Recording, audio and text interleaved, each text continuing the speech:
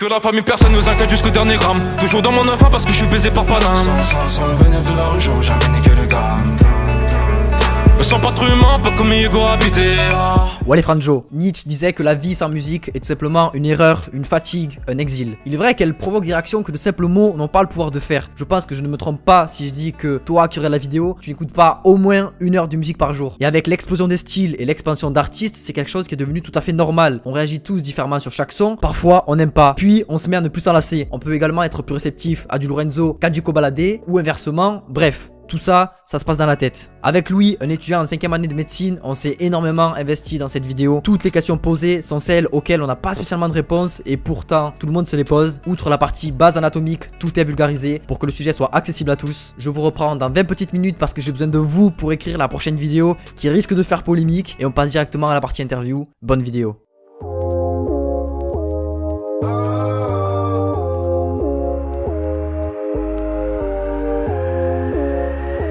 On est là avec Lou Janeski, étudiant en médecine mais aussi artiste complet, Paul Doumenc derrière la cam et moi sur la chaise. Normalement j'ai tout expliqué dans l'intro, donc je te propose de directement rentrer dans ce fameux sujet. On commence par la petite partie anatomique, c'était chaud. Yes. Il faut établir un minimum les bases, donc explique-nous un petit peu comment l'oreille capte ce son qu'est la musique. Bah ouais, en fait c'est très simple, je vais rester vraiment dans les bases. Le son en fait rentre par l'oreille, du coup il va faire vibrer une petite membrane qu'on appelle le tympan, donc au fond de l'oreille en fait. Et après le son va rentrer dans une espèce de caisse de résonance qu'on appelle l'oreille moyenne et ça va être transmis à l'oreille interne, donc c'est l'organe qui va un peu nous intéresser, qui est composé de 2 parties. Il y a une partie qu'on appelle l'appareil vestibulaire, ça va pas nous intéresser parce que c'est tout ce qui est fonction d'équilibre et de se repérer dans l'espace en fait. Et après, il y a l'organe du son en fait, qu'on appelle la cochlée. C'est ce qui va nous permettre de transformer le signal sonore en un signal nerveux. Donc à la sortie de cet organe, il y a un nerf qui va partir et avec plusieurs relais qui va arriver jusqu'au cerveau, donc au niveau du cortex cérébral. Et c'est là que va se faire l'intégration du son, notamment au niveau d'une aire cérébrale qui s'appelle l'aire auditif primaire. Donc voilà, je ne vais pas rentrer dans les détails parce qu'après c'est plus compliqué. Le son est intégré de différentes façons à plusieurs endroits au niveau du cerveau, puisque le son ne stimule pas uniquement une zone, ça fait aussi appel à la mémoire, à la compréhension pour les textes avec des paroles, tout ça. Donc c'est un peu compliqué, même les médecins, même la science ne connaît pas tout, donc on ne va pas rentrer plus dans les détails que ça. Ok, très bien. Et alors du coup, une fois dedans, une fois que le son est rentré dans ton oreille, ça y est, dans ton cerveau, comment expliques-tu le fait que ça aille jusqu'à influencer ton comportement, ta gestuelle, tes émotions, etc. Là, c'est une question qui est assez exhaustive, puisqu'il y a beaucoup de facteurs qui vont influencer ça. Donc je vais le faire en 3 parties. D'abord, premièrement, je vais parler de la musique, puisque la musique en elle-même va influencer certaines émotions ou autres, par exemple notamment par le rythme et les sonorités. Si tu as un son qui est super puissant, avec bien rythmé, comme un bon vieux stupéflip des familles, tu vois, tu vas vouloir avoir envie de casser un micro-ondes avec une batte de baseball, tu vois, genre...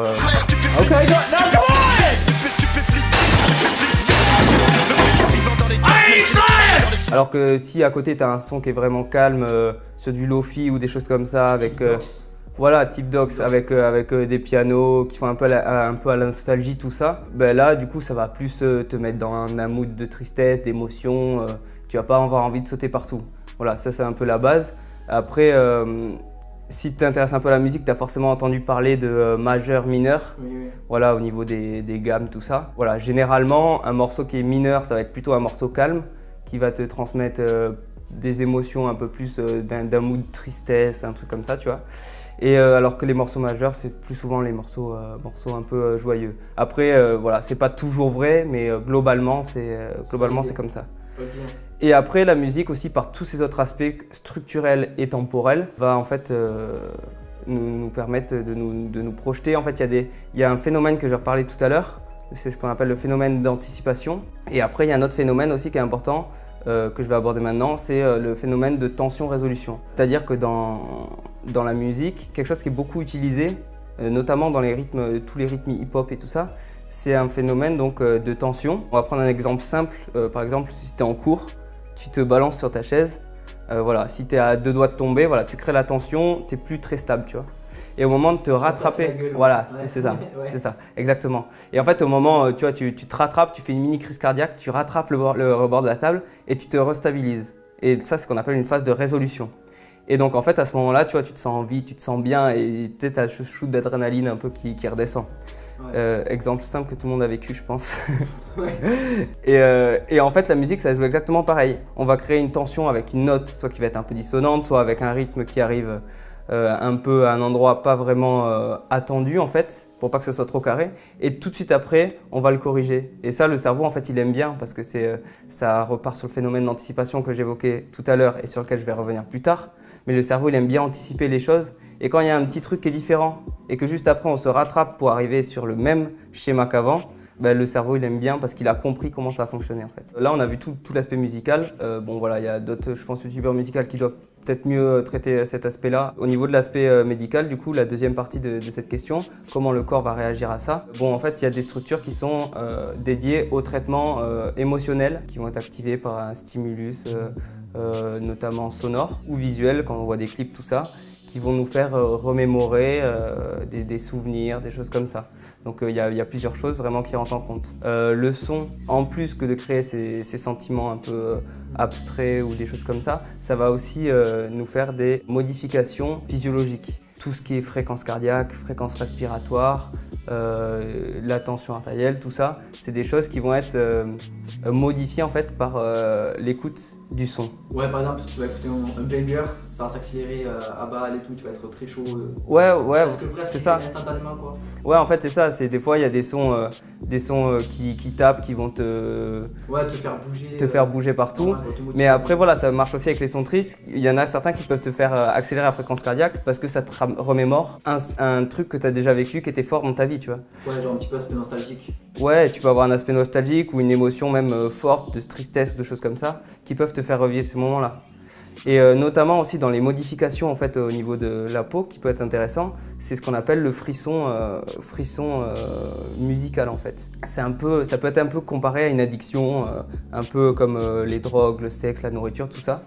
Parce que ça va activer ce qu'on appelle le système de récompense. En fait, c'est un système et il va y avoir la sécrétion d'une hormone qu'on appelle la dopamine. Dopamine, yes. Ouais, la dopamine, c'est ça, voilà, l'hormone du plaisir. Voilà, ça va s'activer et on va avoir ce frisson. Voilà, on peut avoir, dans les concerts, je sais pas si tu as déjà été voir des concerts, je pense que oui. Ouais.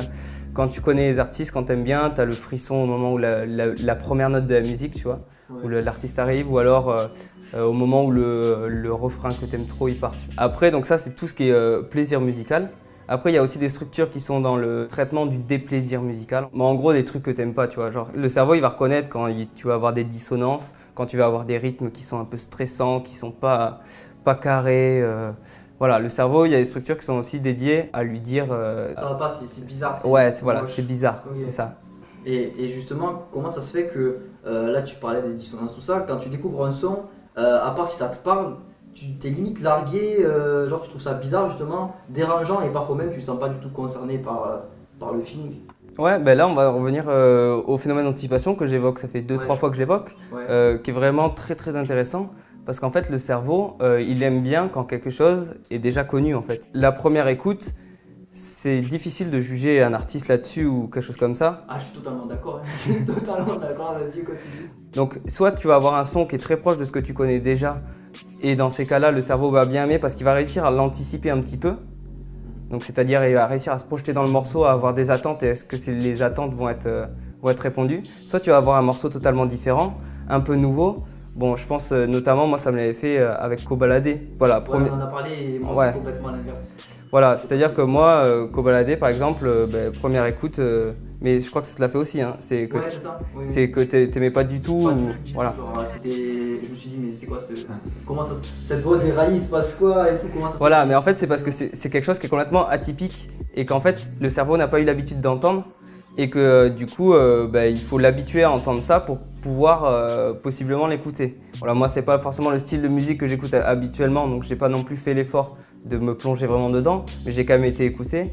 Et voilà, et le cerveau, au début, il n'est pas habitué à entendre ce flow, cette voix, tout ça. Et donc, il va avoir des attentes et la musique va pas répondre à ces attentes. Ouais, parce que c'est nouveau, c'est inconnu comme tu disais. Ouais, voilà. Et ce dont je n'ai pas parlé tout à l'heure aussi, dans la question précédente, c'est l'aspect social aussi de la chose. C'est-à-dire que la musique, c'est un vecteur d'un lien social assez fort. On l'a vu notamment après la Coupe du Monde avec VG Dream. Ouais. Ramener la coupe à la maison, Ouais. voilà, tout le monde l'a chanté. Et voilà, même s'il y a des gens qui l'aiment pas forcément à première écoute, premier abord, il va y avoir tellement un engouement autour de ça que va y avoir une pression sociale en fait qui va te faire que tu vas l'entendre cette chanson, tu vas forcément l'écouter, donc tu vas l'entendre plusieurs fois. Au bout d'un moment, ton cerveau va être habitué, il va savoir à quoi s'attendre. Et bon, là, ça va partir et c'est le principe un peu d'un buzz sur une musique. Ouais, il y a une image qui est véhiculée à travers la musique. Ouais, voilà. Genre là, c'est la Coupe du Monde. Ouais, voilà, mais là, en plus, parce que c'est la Coupe du Monde, parce que ça rappelle des émotions aussi, il y a vraiment beaucoup de choses qui s'y ajoutent, qui ont fait que ce son-là a vraiment marché, quoi. Entre l'émotion, le social, tout ça, tout y est. Et ouais, donc mais justement, là, pour revenir à ce que tu disais tout à l'heure par rapport à l'inconnu, là, je vais te poser la fameuse question qui a presque guidé la vidéo, puisque de base, ça devait être une vidéo sur Cobaladé. Et on était là, mais ouais, c'est bizarre, tu accroches pas du tout, puis après t'accroches. Au final, pourquoi on n'est pas tous réceptifs au premier abord à l'inconnu? Parce que tu sais, nous on est là, on n'a pas accroché au début, toi t'as pas accroché du tout. Moi j'ai fini par accrocher, mais il y en a qui ont kiffé dès le début, puisque la preuve, il a pété avec les premiers ténébreux, pour donner ces exemples-là. Ouais, après ça dépend vraiment des personnalités, ça dépend des personnes. On peut pas tout expliquer par la médecine dans tous les cas, puisqu'il y a énormément de choses qui sont inconnues.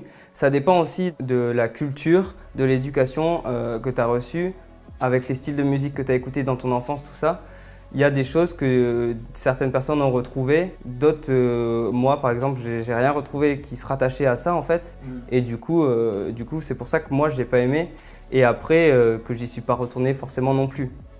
Ouais, ok. Mais alors que moi j'ai fait l'inverse, sur limite j'y suis retourné parce que bon, après j'ai aussi pris l'habitude avec YouTube de réécouter les sons pour pas les juger direct, même si là ça a été compliqué puisque bon, Cobaladé c'est un phénomène assez spécial. Et ouais, du coup ça a été l'inverse, j'aurais su retourner parce que on va dire, c'est l'esprit qui est curieux, qui est habitué à comment dire, ouais, ne pas juger à la première écoute, à s'adapter à l'inconnu. Ouais, mais voilà, en fait, si tu veux qu'on parle du fait de retourner écouter un son, ça c'est vraiment quelque chose qu'on va pas. En fait, ça va être différent chez toutes les personnes. Ouais, voilà, en fait, c'est loin du domaine de la médecine parce qu'en fait, c'est plus de la curiosité, de la personnalité. Toi, par exemple, tu es dans les analyses de rap, donc évidemment, quand tu écoutes un son, tu vas forcément avoir envie d'aller le réécouter ou quelque chose comme ça pour pouvoir apporter quelque chose. Il y a des gens qui vont l'écouter une fois, ça va pas leur plaire, ils vont le jeter. Ouais. Donc ça, c'est vraiment, il y a plusieurs facteurs, hein. Il y a tout ce qui est social.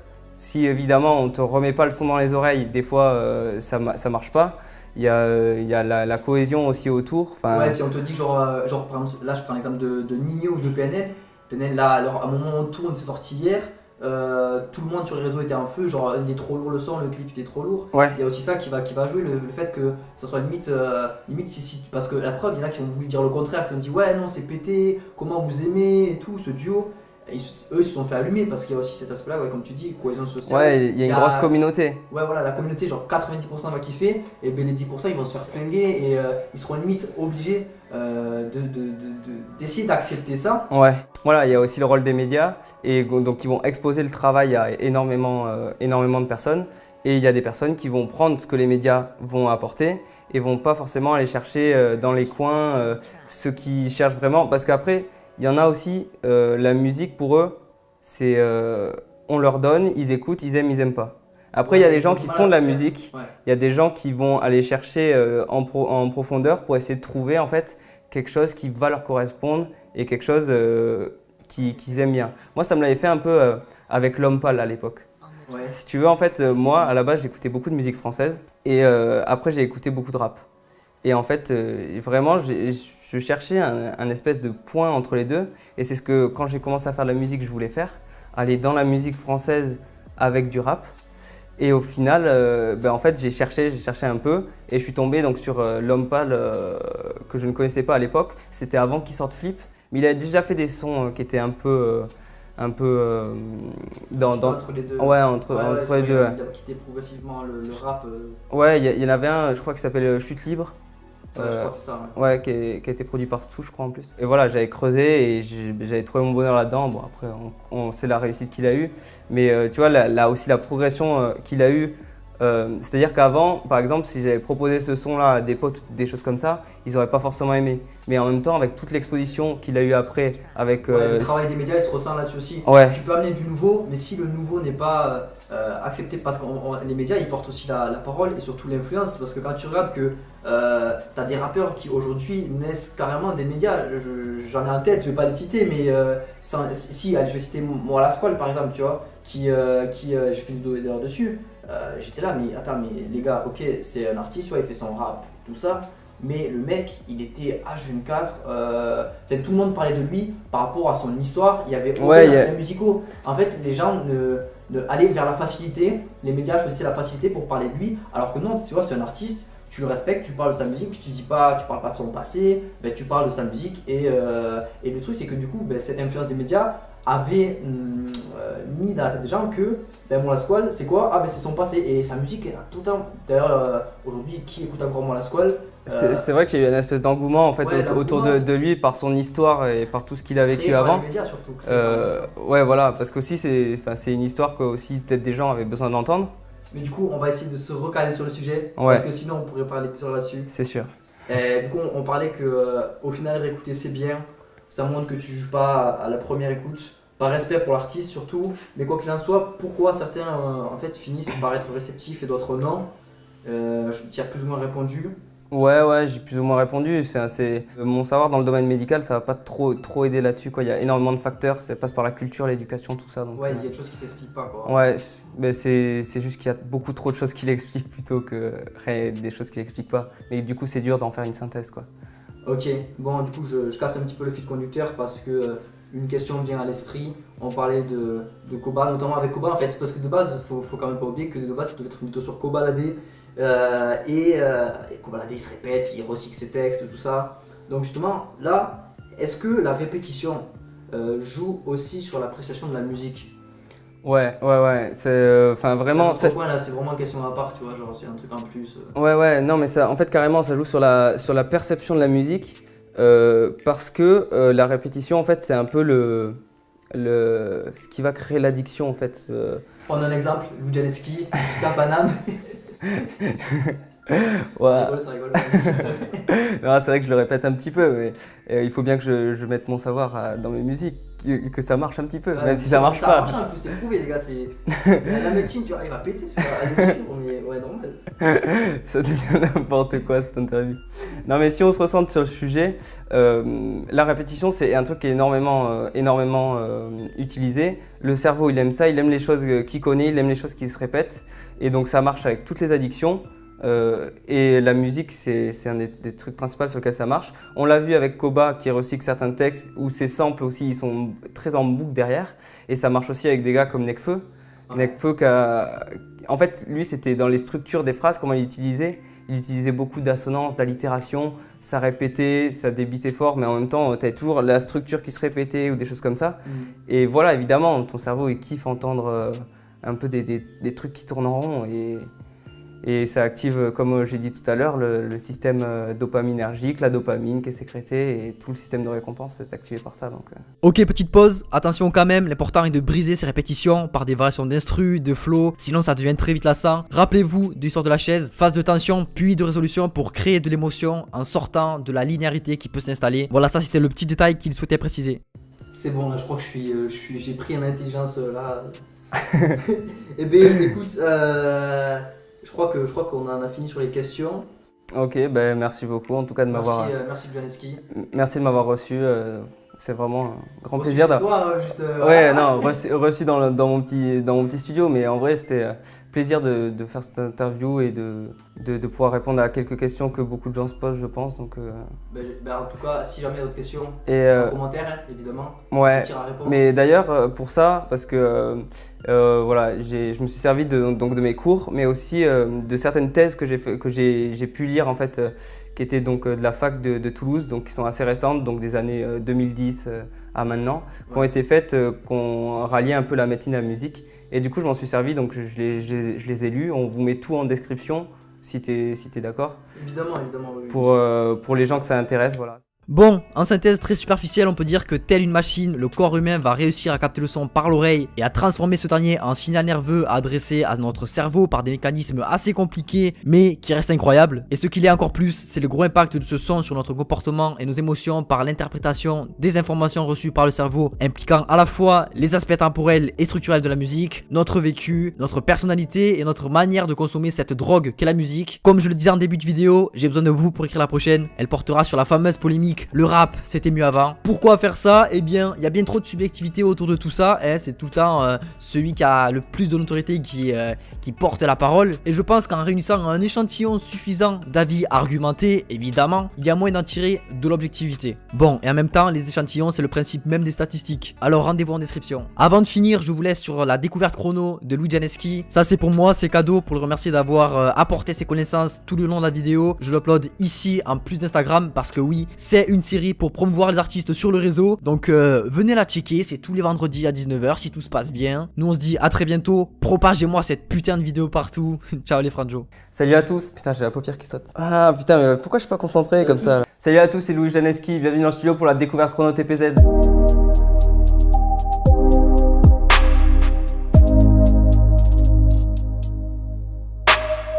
Voilà, je suis un artiste de 22 ans, toulousain, je suis beatmaker et j'écris, je compose tout ça directement dans mon studio que vous voyez ici. J'ai sorti mon premier clip en septembre qui s'appelle Jan.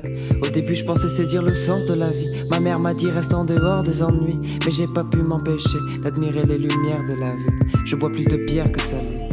J'ai clippé avec Paul Doumain, allez voir son travail. Il fait vraiment du bon travail. D'ailleurs, s'il y a des artistes sur Toulouse qui cherchent quelqu'un pour clipper des clips, contactez-le, c'est du feu. Pour le futur, voilà, j'espère sortir d'autres projets de plus grande qualité encore, j'espère, malgré mon manque de temps.